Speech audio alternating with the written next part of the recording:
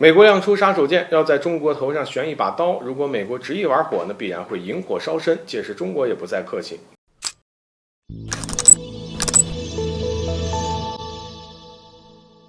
各位好，欢迎来到赵太阳观察室。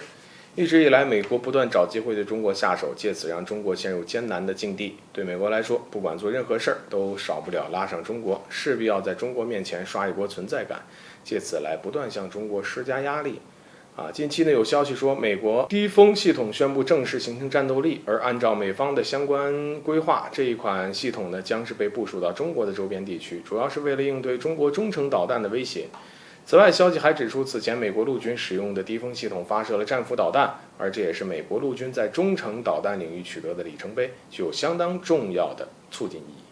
而这次成功测试也直接实现了其系统具备了所有的作战能力，并发挥出极其巨大的威力。不仅如此，美国对这一款系统呢也有着相当大的期望要知道，其作为神话中能够发射火焰的残暴蛇的巨人，而美国陆军用这名字来命名，就是希望其能够发挥出巨大的打击火力，并能够在最大程度上摧毁一切既定目标。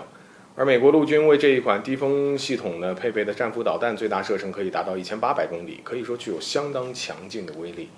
而值得注意的是，针对美军这款强大的系统这个美媒也自然而然地将它与中国联系在了一起，并表示呢，在专门对付中国时，美军希望可以从陆地、海上以及空中对敌人展开打击。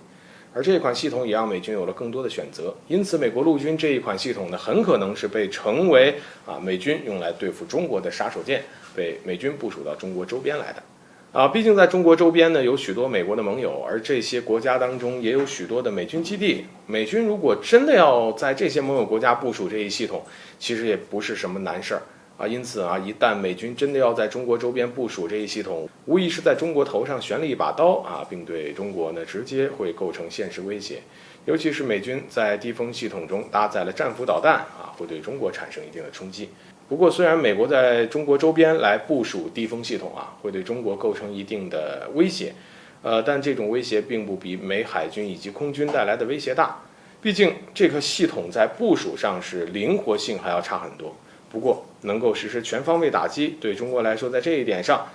中国的一系列防空系统发挥的作用就显得尤为重要。而中国对此要做出及时的应对，让美国没有任何可乘之机。如果美国执意要借此对中国捅刀的话，要小心自己会自食恶果。毕竟美国要引火的话，那必然会烧身的。到那个时候说什么都晚了，中国自然也不会再客气，更不会答应美国肆意妄为的行为，会做出强势的回应。